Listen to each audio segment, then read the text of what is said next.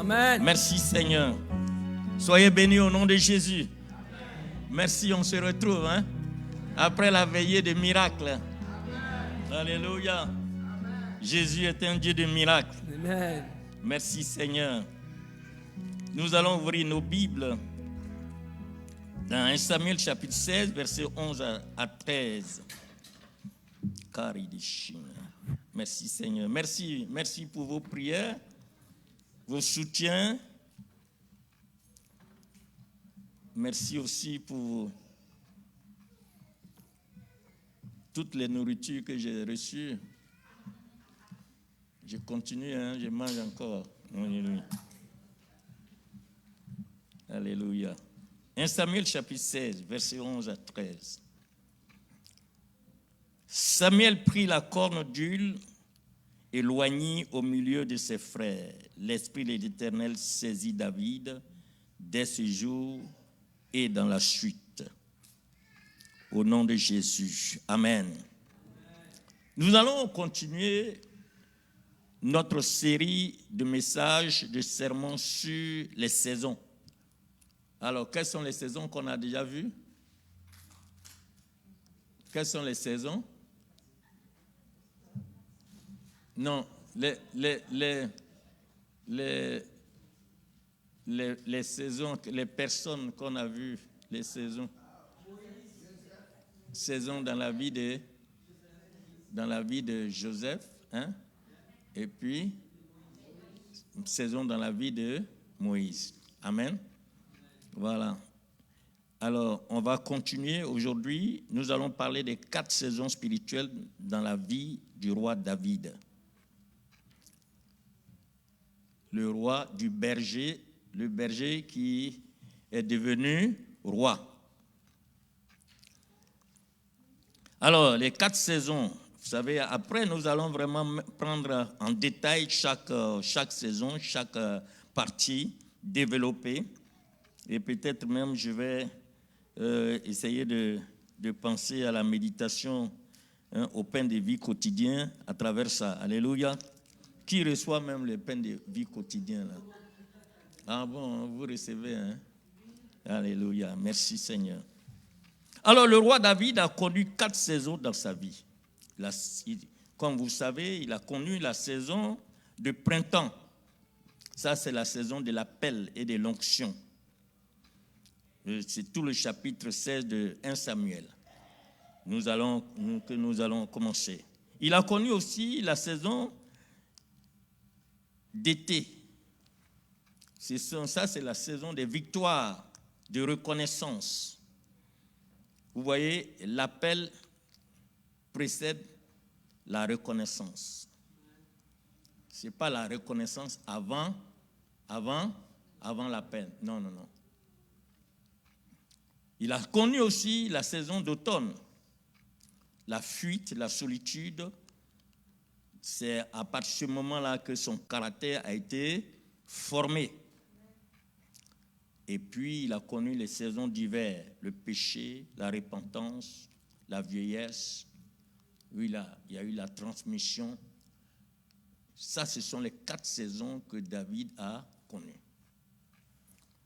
Donc, vous voyez que la vie de David, homme selon le cœur de Dieu, est marquée par des saisons spirituelles distinctes. Et ces saisons reflètent les étapes de notre propre cheminement avec le Seigneur. C'est pour ça que nous insistons sur les saisons. Du printemps, de l'appel à l'hiver, de la repentance. Et chaque période révèle une facette de la fidélité de Dieu et de la transformation que Dieu opère à l'intérieur de la vie. Vous savez, toutes les saisons, les transformations ne se font pas physiquement, ça se fait intérieurement. Puisque nous prions, on demande au Seigneur, je veux te ressembler, je veux être semblable à toi, transforme ma vie. Mais quand tu demandes que le Seigneur transforme ta vie, attends-toi à des saisons de transformation. Souvent, c'est ça. Parfois, on prie, Mais quand Dieu fait son travail,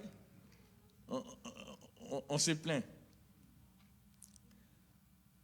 Alléluia. David ne devient pas roi en un jour. Il n'est pas devenu roi en un jour. Il a été façonné dans les champs. Il a été façonné dans les cavernes. Et ensuite dans les palais.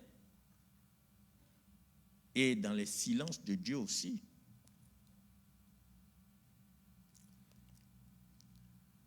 Vous savez que ces saisons-là ne sont pas linéaires, mais elles sont toutes nécessaires pour que le cœur du serviteur devienne le cœur du roi. Si Dieu veut que tu sois roi, il va te préparer ton cœur pour avoir un cœur de roi. S'il veut que tu sois ministre, il va préparer ton cœur pour que tu aies un cœur de ministre. Tu veux que tu sois serviteur, il va préparer ton cœur pour que ce cœur-là devienne un cœur de quoi? De serviteur. Mais si tu as un cœur chaud, tu es en train de renvoyer tout le monde, il va tempérer d'abord. Chaud là, c'est pas avec Dieu. Alléluia. Alors, regardons le printemps. 1 Samuel chapitre 16 que nous venons de lire. Vous voyez, c'est la saison de printemps dans la vie de David. Cette saison représente le début, le moment où Dieu l'appelle. Alors qu'il n'était simplement un petit berger dans les champs. Ce n'est pas son apparence ni son statut qui attire l'attention de Dieu. Mais qu'est-ce qui a attiré l'attention de Dieu? C'est son cœur. C'est le temps de révélation. Dieu voit ce que les hommes ignorent. Dans le temps de révélation, Dieu voit ce que les hommes ignorent.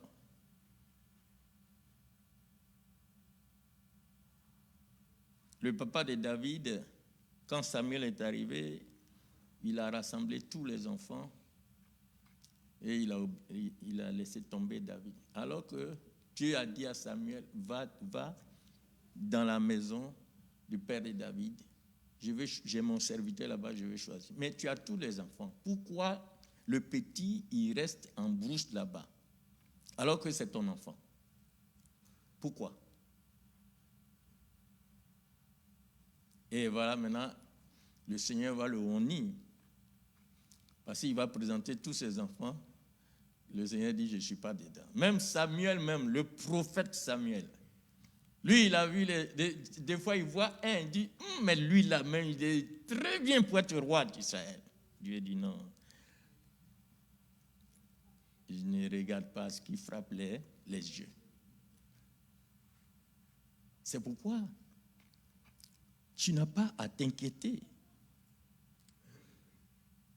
Quand Dieu veut te former, mais il va utiliser la famille pour te former. Peut-être on va te rejeter, on va te mettre à l'écart même. On ne va même pas s'occuper de toi-même. Or, le Seigneur veut que tu sois isolé pour former ton cœur. Parce que demain, toute cette famille qui te rejette là va compter sur toi. Mais il faut que toi, tu aies un cœur de reconnaissance et le cœur de Dieu. Le temps de printemps, c'est un temps de préparation cachée. Parce qu'ensuite, David a été roi, mais il n'est pas devenu roi sur place. Il est retourné, garder les brebis. Il ne faut pas se presser. Il y a un temps d'onction, il y a un temps de royauté. Chaque chose a son temps. Donc vous voyez ici que l'appel ne signifie pas l'accomplissement immédiat. Dieu travaille dans l'ombre. Tu peux avoir l'onction, être appelé.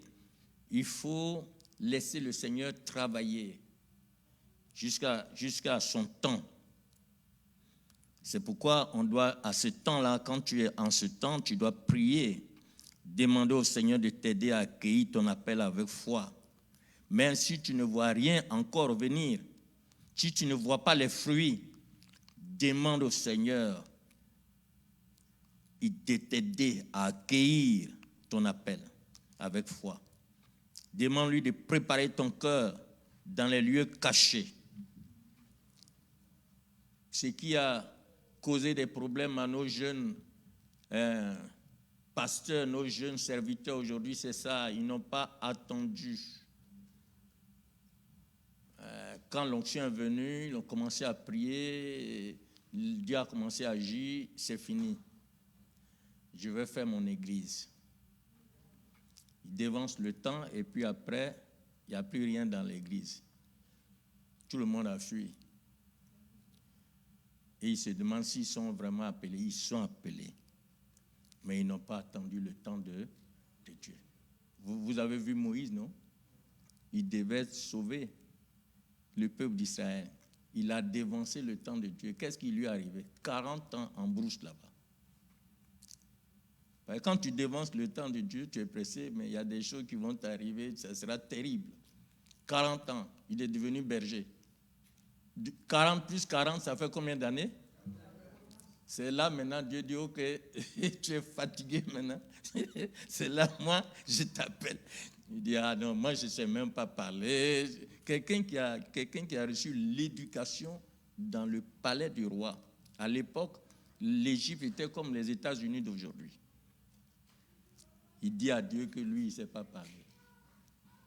Que là, lui, là, vraiment, lui... Ça, là, Dieu, vraiment, c'est bon. Dieu, lui, il est son berger là-bas, ça suffit comme ça. Non, ce n'est pas la faute de Dieu, c'est toi-même. Alléluia. Donc, ça, c'est le temps de quoi? C'est quel temps qu'on vient de voir? Le temps de printemps. Alléluia.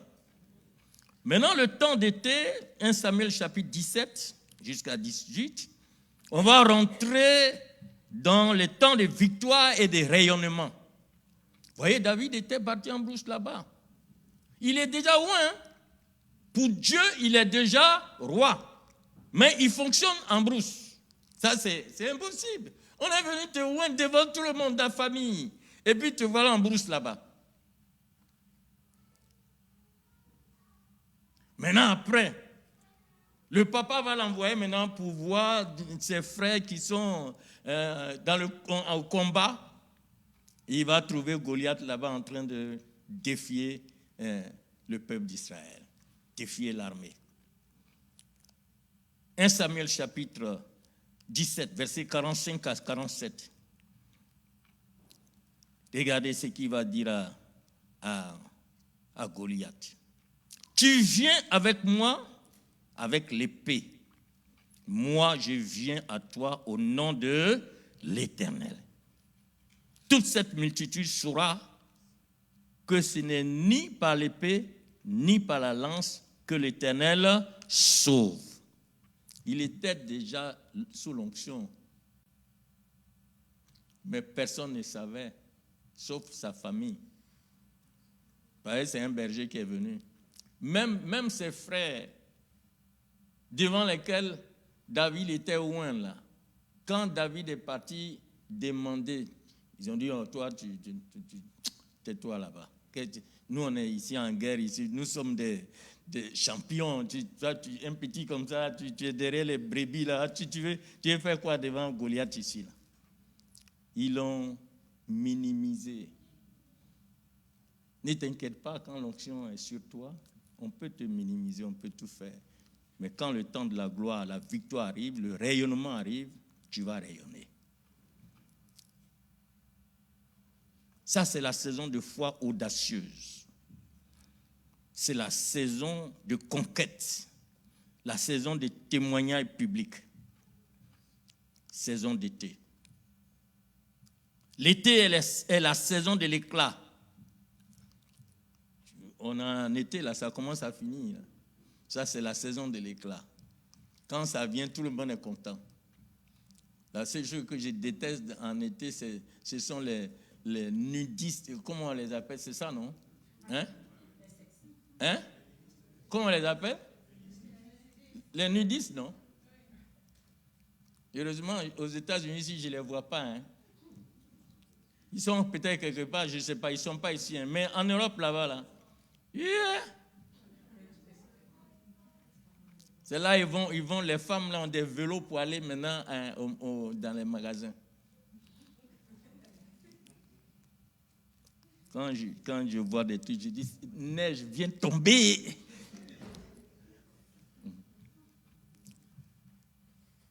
La saison de victoire, alléluia. La saison de l'éclat. David a triomphé de Goliath. Il a gagné en popularité. Il est entré dans les cercles royaux. Parce que sa saison est arrivée. Saison d'été. Mais cette saison aussi, elle est celle des premières tensions. Quand on ne te connaît pas, c'est bon, hein? Mais si on te connaît, c'est un problème. Le temps de courage public, David va agir avec foi, non avec sa force. Il dit, tu viens devant moi ici avec l'épée, mais moi je viens à toi au nom de l'Éternel. C'est différent là. Goliath est venu avec sa force de Goliath, mais lui, il vient au nom de l'Éternel. Le temps de reconnaissance aussi, parce qu'il est devenu un héros national. Et en même temps aussi, c'est le temps de jalousie. Sa montée a attiré l'opposition de Saül, puisqu'on dit David et Saül a tué 1000 et David combien? 10 000. Il dit quoi? Moi Saül, c'est pas possible. Un petit comme ça, un gamin, lui c'est 10 000 et puis moi c'est 1000. Il va se fâcher. Il va se fâcher. La jalousie va venir. Mon frère, ma soeur, quand Dieu t'emmène dans les temps de victoire, de reconnaissance, il faut savoir que ces temps-là aussi, il y a la jalousie, les temps de jalousie dedans. C'est là que tes problèmes aussi vont commencer. Si Dieu te rend public, il ne faut pas penser que tu seras public de façon glorieuse seulement, mais tu seras public aussi négativement.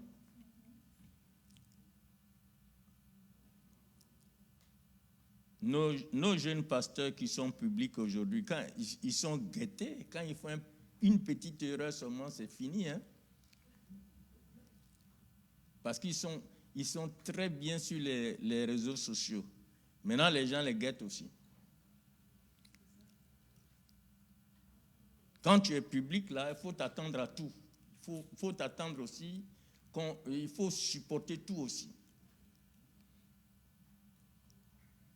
Quand tu n'es rien, il n'y a pas de problème. Tu n'as pas d'ennemi, il n'y a pas de problème. On est tous ici, là. Mais quand un de nous va devenir président demain, oh là, c'est grave. C'est grave. Les journalistes seront là, il y a des guetteurs seulement. Ce que tu as fait dans le passé, caché, ils vont les fouiller là-bas et on fait sortir. Les petites filles, peut-être, tu vas dans des amusements, elles vont sortir.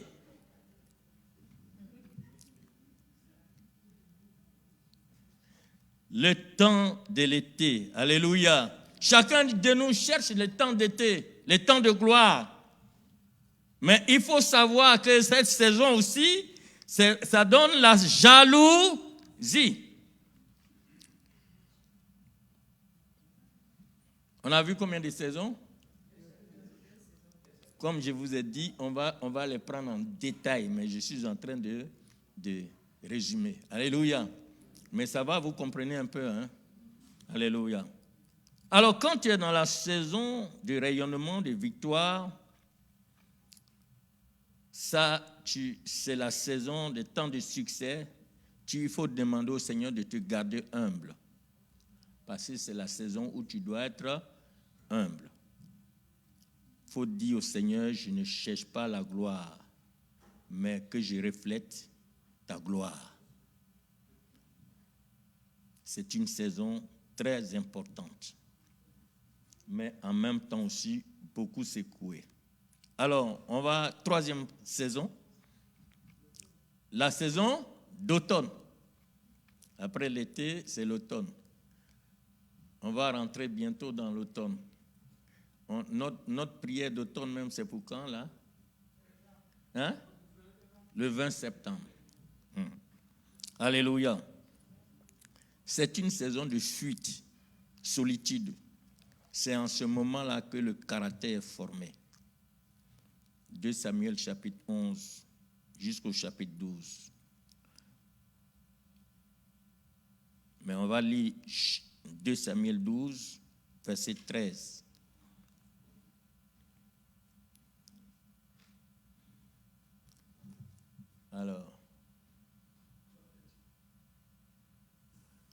Alors David dit quoi? David dit à Nathan, j'ai péché contre l'Éternel. Et Nathan dit à David, l'Éternel pardonne ton péché. Tu ne mourras point. C'est la saison de vulnérabilité, la saison de chute morale. Mais aussi, c'est en même temps une saison de retour à Dieu. Parce que l'automne est la saison du dépouillement. Alors que le Seigneur a dit dans sa parole que le vieil homme a été quoi? Dépouillé. Quand nous venons au Seigneur, on doit renoncer à nous-mêmes et nous charger de notre croix. David a fui. Il a vécu dans les cavernes. Il a perdu ses repères. Et pourtant, c'est là que son caractère a été affiné, formé. Parce qu'il est arrivé des moments où il était avec ses serviteurs. Saül était à sa portée. Il pouvait tuer Saül. Il dit non, je ne vais pas le faire. Son caractère a commencé à être bien formé. Donc, le temps de solitude. Il était séparé de tout. Et c'est en ce moment-là qu'il a commencé à apprendre à dépendre totalement de Dieu. Et pourtant, il était loin. C'est un roi. Il est en train de fuir. Quand j'étais allé en Israël, mon épouse, on a vu la caverne où il s'était caché. On nous a montré cette caverne-là. Le temps de formation. David était en ce moment devenu un leader des marginaux. Il était devenu un homme de prière. Tous ceux qui étaient rejetés là, c'est eux qui avaient formé son armée. Ils étaient dans les maquis, comme les gens ont l'habitude de dire. David a connu les maquis. Les maquis là, ce n'est pas aujourd'hui. Maquis là, c'est depuis longtemps. Il était un maquisard.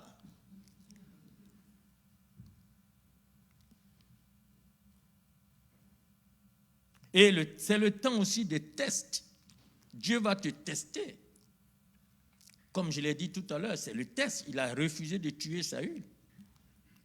Ça a montré sa maturité spirituelle.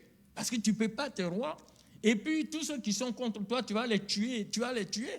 Donc, il faut apprendre à être mature. Aujourd'hui, il y a des présidents en Afrique, ce ne sont pas des David, c'est des tueurs. Ils n'ont pas été formés. C'est des brigands. Oui, des faux brigands en même temps aussi. Ils veulent tuer tout le monde. Tu dis un mot, faut même pas dire quelque chose de contraire, quoi. Faut même pas te plaindre de quoi. Tu te plains net, la nuit, vers les 2h du matin, c'est fini pour toi et ta famille. Ils n'ont pas été formés. Ce n'est pas des rois. C'est des brigands. C'est des assassins. Ils n'ont qu'à apprendre de David. Pour David, c'était clair. Saül voulait l'éliminer. Mais en même temps, c'est petit David-là qui va jouer pour chasser le démon de qui? De Saül. Quand le démon de Saül le prend, on dit David vient. Il ne dit pas, non, lui-là. Un jour même, David allait jouer. Le démon est parti, mais Saül, il s'est rendu compte qu'il fallait tuer David. Regardez. Non, il faut la formation. Alléluia. Les temps d'automne peuvent arriver, mes frères. Mais soyez comme David. Ce sont des saisons de perte.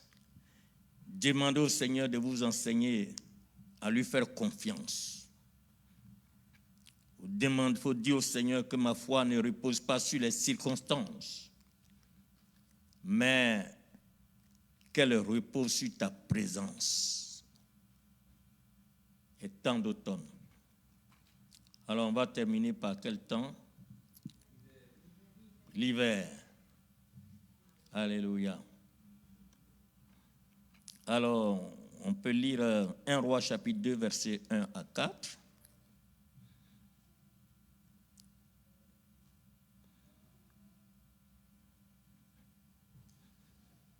Alors, il est écrit quoi? Je m'en vais par le chemin de toute la terre. Fortifie-toi et sois un homme. Observe les commandements de l'Éternel. Amen. Voilà. C'est le temps de péché, de repentance, le temps de vieillesse aussi, le temps de transmission et de fin de vie. Donc ça, c'est les deux chapitres. Quand vous lisez chapitre 11 jusqu'au chapitre 12, c'est là que vous allez voir ce temps d'hiver. Et c'est la saison de sagesse, la saison de transmission. Et c'est la saison de bénédiction finale.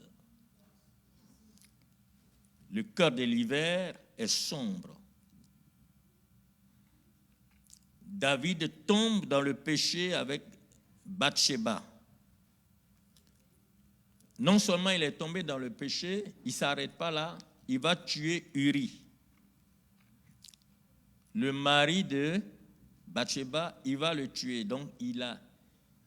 Souvent aussi, c'est compliqué. Quand l'Esprit de Dieu est là aussi, tu utilises l'intelligence pour faire du n'importe quoi aussi, du péché. Il faut faire très attention.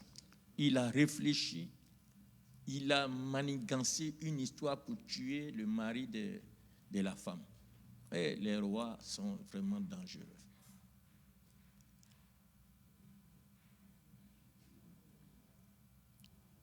Comme il a dit, tu ne peux pas t'arrêter là. Tu vas prendre la femme du militaire. Et comme tu sais que c'est un militaire, la dame est tombée enceinte. Et lui, le roi, quand on va apprendre qu'elle est tombée enceinte du roi, alors que le militaire est sur le front là-bas en train de combattre pour le pays, pour la nation, ça va être grave pour lui. Donc, qu'est-ce qu'il a fait? Quand elle lui a dit qu'elle n'a pas ces menstrues-là, c'est un peu bizarre, il dit, faites-moi venir son mari. Il a demandé qu'il vienne. Qu'est-ce qu'il veut cacher par là? Ça dit que s'il venait, après il va aller dormir avec sa femme et il va retourner au front.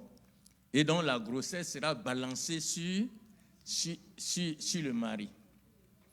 Mais Dieu est Dieu. Dieu, lui, il ne dort pas. Quand tu fais les choses dans les cachettes, là, lui, il te voit. Il va venir. Il vient. Il dit, ah, mon roi. David raconte des bêtises jusqu'à... Après, le soir, il dit, bon, tu peux aller à la maison maintenant. Il dit, ah, moi, aller à la maison, c'est pas possible. Moi, mes frères, mes compagnons sont au combat, et puis je vais aller à la maison. Non. Roi, ça, je ne vais pas aller là-bas. Hein. David était battu. Il n'avait plus d'autre solution. La solution qu'il fallait, c'est de tuer maintenant. Parce que le plan qu'il avait tracé a échoué. Maintenant, il va se décider, il va dire, mais lui là, il est trop têtu, hein, tu ne vas pas m'avoir. Comme c'est le roi, il décide, ta vie est entre ses mains. C'est ce que le proverbe nous dit. Faisons attention avec les rois. C'est pour ça qu'il ne faut pas parler comme ça. Ça est dans ton cœur, reste tranquille. Tu parles au roi, il décide de qui peut venir se plaindre. Il a dit, bon, d'accord, Uri, j'ai compris. Maintenant, il dit aux gens, mettez-le au front là-bas, devant tout le monde,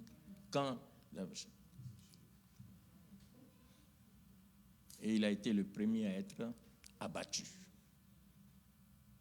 Maintenant, il est libre.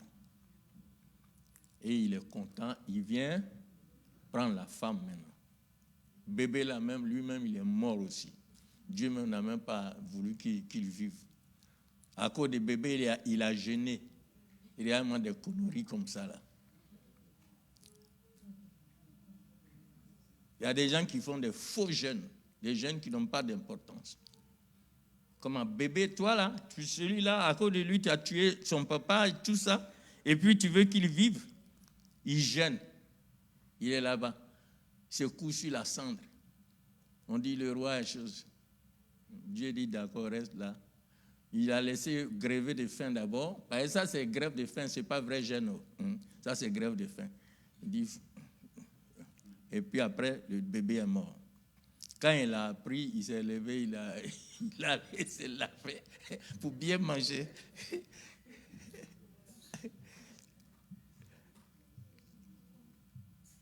Alléluia.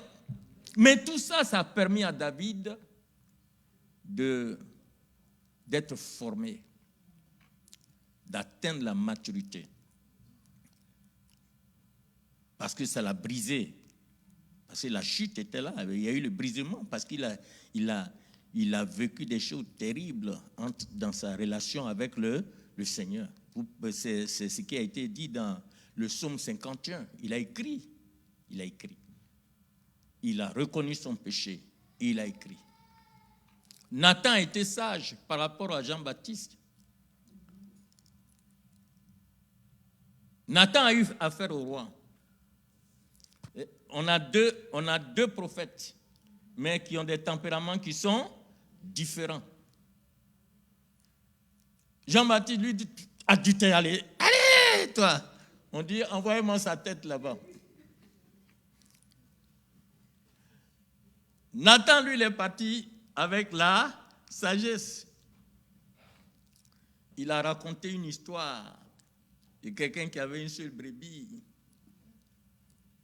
Quand il a raconté l'histoire devant le roi dit, mais qui a pris sa brebis? Lui, là, il mérite la mort.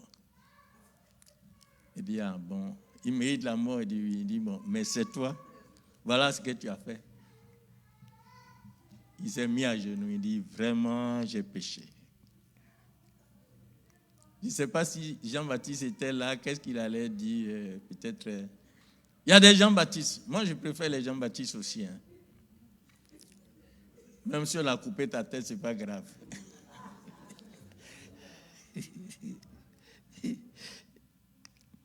Alléluia. Après tous ces brisements, ça a été maintenant un temps de transmission. Après, Salomon est né de cette même femme. Et voilà, David va préparer Salomon, son fils, pour la royauté. Dieu est un Dieu de grâce. Quand tu es réconcilié avec le Seigneur, tu es réconcilié. Il a dit, je ne me souviendrai plus de vos péchés ni de vos iniquités. Le Seigneur transforme. C'est pourquoi il faut vraiment se repentir quand quelque chose ne va pas. Quand Dieu te reproche de quelque chose, répands-toi sérieusement, il va te relever au nom de Jésus. David a été relevé et de cette femme est né Salomon. Et Salomon qui a été préparé pour la royauté. Alors, quand vous avez des choses comme ça, il faut prier pour demander au Seigneur dans tes divers spirituels.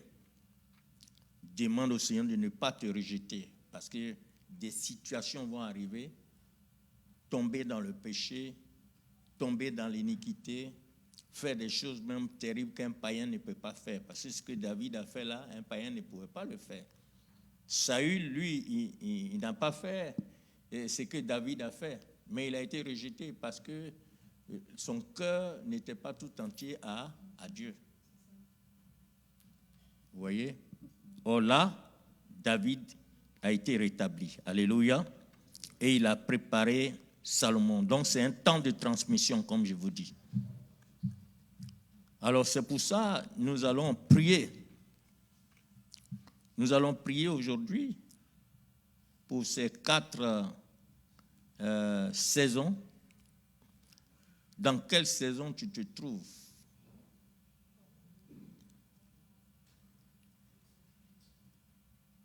Par rapport à David, dans quelle saison tu te trouves? Quelle est la saison dans laquelle tu es présentement? Mais il faut savoir que notre Dieu est le Dieu de toutes les saisons. Il était là. Alléluia. Il était là. Alors, dans quelle saison tu traverses? Il faut traverser les saisons avec foi. Comme David, il faut apprendre à reconnaître la main de Dieu dans chaque saison de ta vie et glorifier le Seigneur. Les autres jours, les autres semaines qui vont venir, nous allons prendre le temps de chaque saison, nous allons développer chaque saison. Alléluia.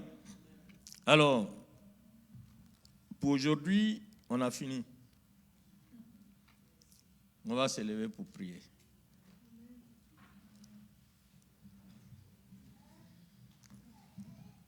Alors, quelles sont les saisons que nous avons vues?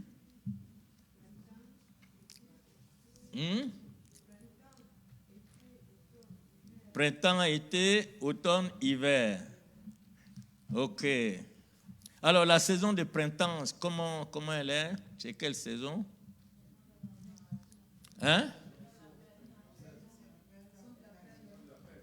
Saison de l'appel. Voilà. Et la saison, quelle saison qui vient après? L'été, c'est quelle saison? Victoire. Ouais. La saison de rayonnement. Amen. Chacun retient, il retient ce qu'il a, son remas. Alléluia. Et puis après l'été, c'est l'automne. C'est quelle saison? Voilà, préparation. Saison quoi encore? Isolement, dépouillement et tout ça. Alors, quand l'automne va venir, vous allez voir les arbres vont perdre leurs feuilles. Ça, c'est la saison de dépouillement. Voilà. Et puis, ensuite, c'est l'hiver. Et l'hiver, c'est quoi? La saison. Voilà. Voilà. Saison de chute, de repentance. Voilà, tu vois, l'hiver, bien, il fait froid. Les célibataires là sont en train de penser encore, oh, il fait froid. Comment Dieu, donne-moi mon mari, donne-moi. C'est comme ça que le diable vient le tenter maintenant. C'est une saison très dangereuse.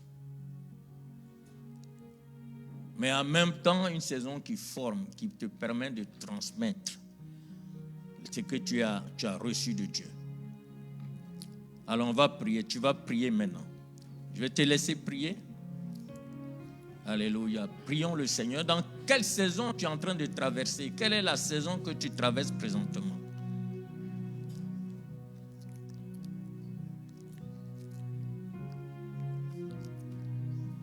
Alors, si tu traverses la saison de printemps, l'appel, demande au Seigneur de te donner l'humilité. Si c'est l'été des victoires, demande au Seigneur de garder ton cœur dans la gratitude, que tu sois reconnaissant, que ce n'est pas par ta force que tu es là, tu es en train de rayonner. Si c'est la saison d'automne, des épreuves, demande au Seigneur de façonner ton caractère. ou les épreuves que tu es en train de traverser, qu'ils façonnent ton caractère, qu'ils te forment. Si tu es dans la saison d'hiver, c'est l'hiver du brisement. Demande au Seigneur de te restaurer par sa miséricorde. Que tu ne cherches pas à fuir les saisons, mais à rencontrer le Seigneur à chacune de ces saisons. Prions le Seigneur, alléluia. Prie le Seigneur.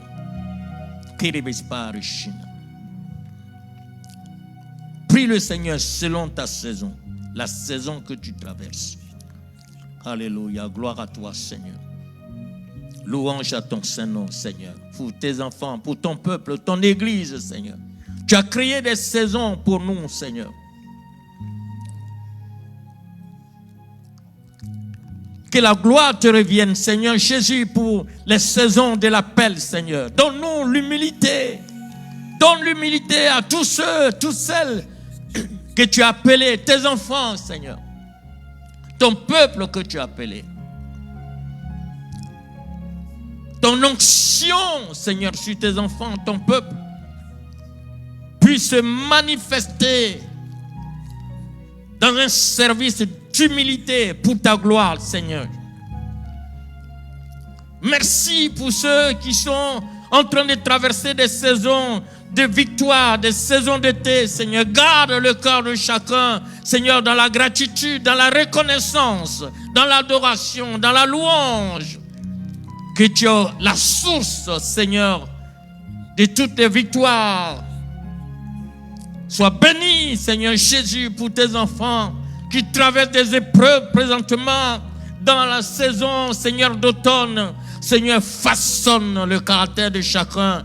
Guéris tous ceux qui sont, Seigneur, malades. Chasse les démons. Délivre tous ceux qui sont sous la captivité de l'ennemi, Seigneur Jésus-Christ. Et façonne le caractère. Façonne, Seigneur, même les tempéraments. Façonne tout pour ta gloire, Seigneur. Nous prions, Seigneur, pour tes enfants qui traversent l'hiver, Seigneur Jésus, du brisement.